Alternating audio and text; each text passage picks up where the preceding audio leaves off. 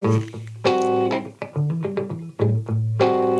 there, Perfecto here and welcome to my YouTube channel. I hope you're having a great day. As this video is coming out during the holiday season, I am going to show you guys what I got myself as a Christmas gift. And it is this thing. This is a 1972 Fender Silverface Champ amplifier. Now, the Fender Champ is such an iconic amplifier, most notably being known as Eric Clapton's recording amp during the Derek and the Dominoes recording sessions. So ever since I came across that bit of info, the Fender Champ has always been percolating in the back of my mind, though I never really actively sought one out until I played my own rescued Gibson Les Paul through a friend's 70s Silverface Champ.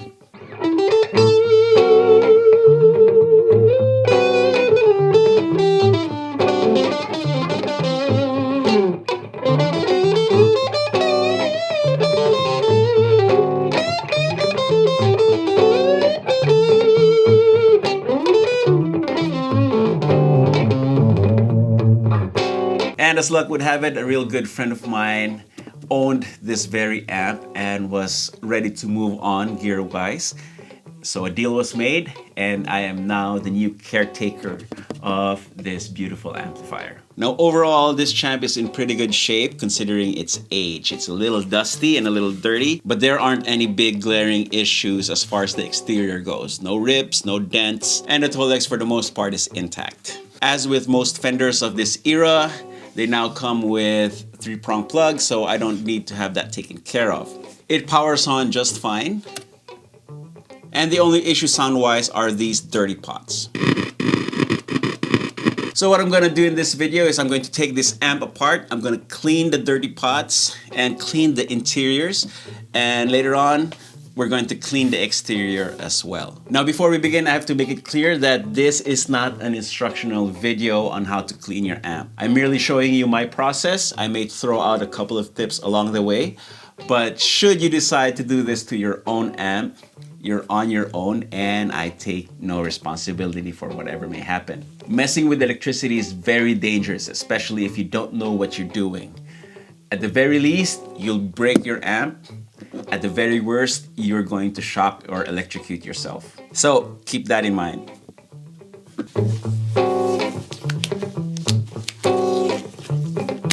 I'm gonna wear these gloves not necessarily to protect me from any electric shocks, but to keep me from putting my fingerprint oils on any of the electronic components, especially the tubes. Okay, first thing I'm gonna do is unplug the amp.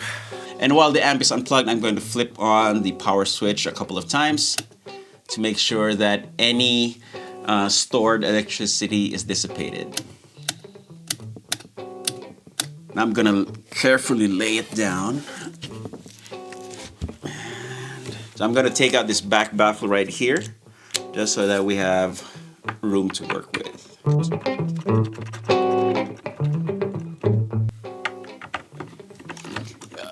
This screw is almost stripped. This is the reason why I don't like using power tools, because it's easy to mess up screw heads like that. So I'm going to set this aside for now. And I'm going to take out the lower baffle as well, just so that we have a lot more room.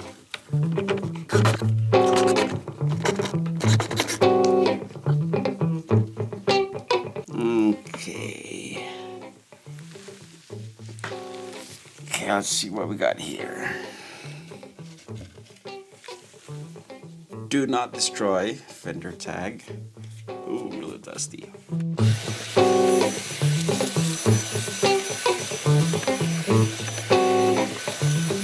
Okay, much better. Now I'm gonna take out the tubes. This is a 6V6, and then here's the, I guess this is the rectifier tube. This is a 5-wide WGTA, and we have a Groove Tubes 12AX7, I believe. Okay, the speaker looks to be original. It's Fender original design speaker, and aside from just the dirt, Everything inside looks to be in good shape. Next thing we need to do is to take out the screws on top so that we can slide the chassis out. Okay, I have to be real careful because there is a nut at the bottom that can fall out. Just need to catch it and make sure that I don't lose it. The neat part about working with amps is that you can just stick any loose screw or nut to the speaker. Make sure that it doesn't go anywhere.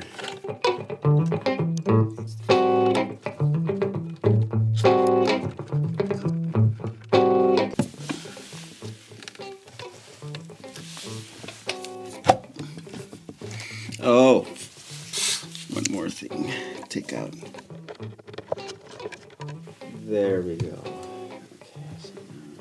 Okay, so come on. Yes. There it is. All the hand wired guts. Actually looks pretty clean inside here. Not much dirt. I'm gonna vacuum it anyway. Okay, I'm gonna switch to my handheld so that you can get a close-up look of the Fender Champ guts. So that's the input section. Those are the pots. That is the circuit board, point-to-point, hand-wired. And that is the iron right there, the transformer. I'm not gonna mess with this part because electricity can still be stored in these things, and I don't want to shock myself. So I will be mostly working on the pots, cleaning them, maybe the input jack as well, and the tube sockets. We'll hit those with some cleaner as well. To clean the pots, I use contact cleaner. Do not use WD-40 because WD-40 is a lubricant and it does not evaporate. Contact cleaner evaporates fairly quickly as soon as you spray it, so it doesn't mess with electronics and contacts and all that. It only cleans it. So for these pots, there is a gap between the circuit board where these things are soldered onto and the pot itself. That is where we will be spraying the contact cleaner into.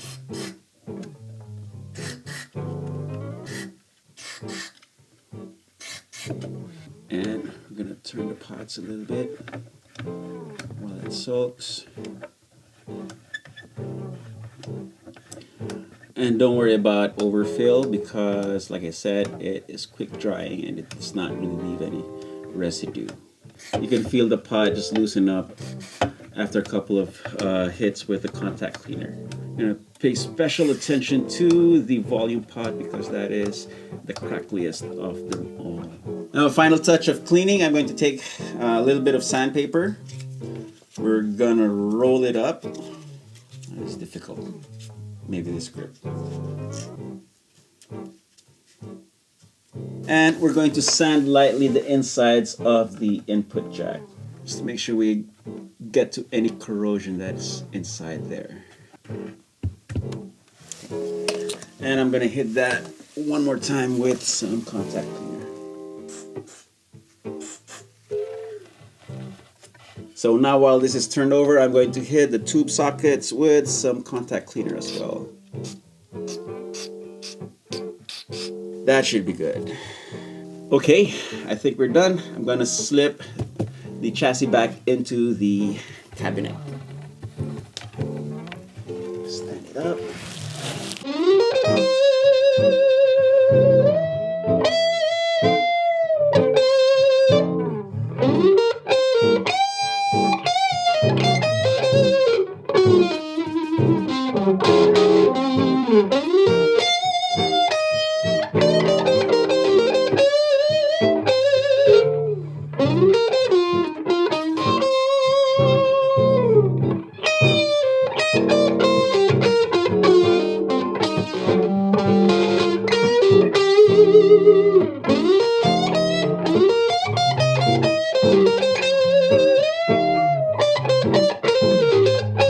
I'm not going to screw the chassis back in yet. In fact, I'm going to take off the handle as well, just so that we have complete access to the top of the cabinet for cleaning.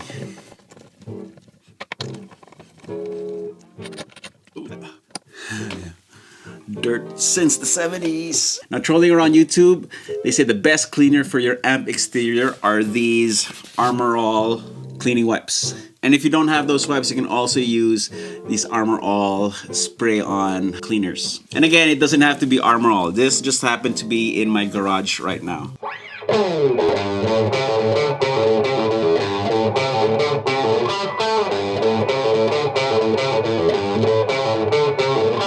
Let's see how well this works. Okay, so I'm gonna work on one side of the cab. I'd say that works pretty well. This is nice and shiny and clean, while this side is still grungy, and that's the difference. Now I'm gonna follow it up with some microfiber cloth, just to buff it out some more. Let's clean the handle as well.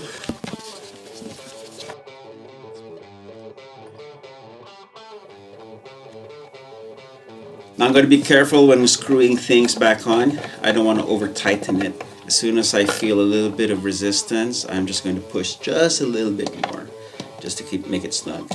We don't need any gorilla turns. There you go. Okay, I'm not even going to bother taking the rust out. I just want to clean it. We're going to leave the rust on there. A vintage amp should have signs of old age. And rust is a good sign of old age. I also think of it as, what's the picker's term? Patina.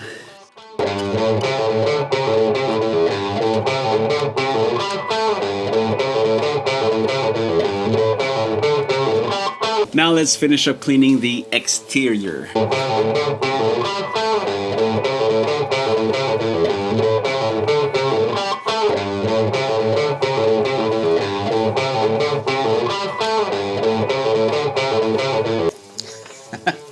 This Armor All stuff works great.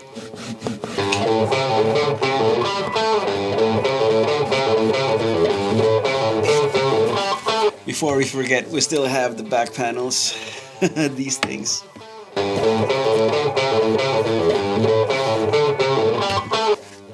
You see that? Shiny? Not shiny. Not shiny.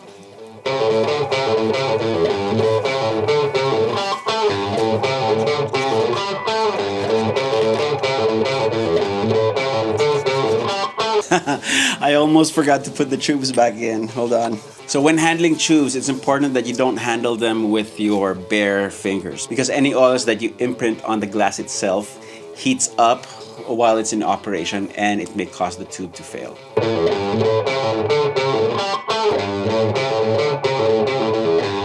So when you put the tubes back on, just make sure that they fit snugly in their sockets.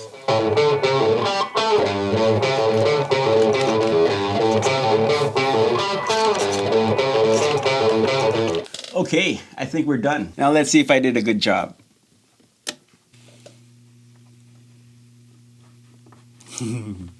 Clean.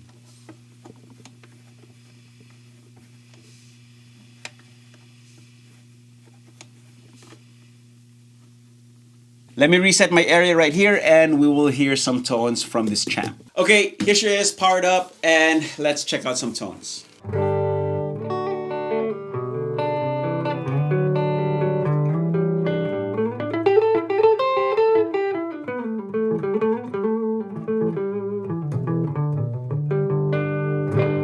Right now, all the controls are at noon. Now, being such low wattage, you can actually get away with cranking the volume a little bit to get a little bit of breakup, but it's not ear-splittingly loud.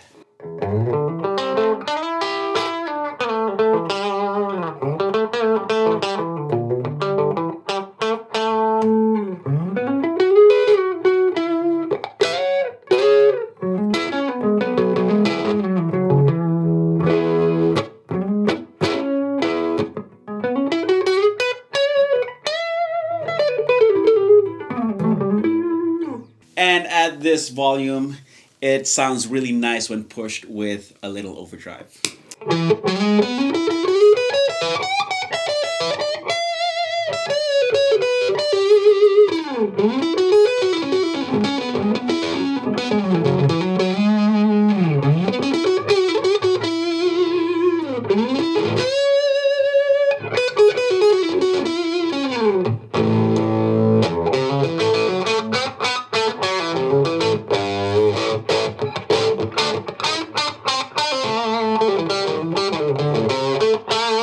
Okay, there you have it. That is my 1972 Fender Silverface Champ amplifier. You'll be seeing more of this amp on this channel. I'll be using it for pedal demos as well as recording. And one of the neat things about this amp is that while it is vintage, it is not overly valuable. So I may try my hand at modifying it at some point. Maybe change the speakers, mess around with the tubes, maybe even have it black-faced.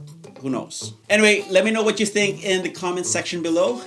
If you dug this video, please give it a thumbs up like. Feel free to share it with your friends. And do subscribe if you haven't yet. I'm going to keep on playing because you know the drill. Practice makes perfecto. Till next time, cheers.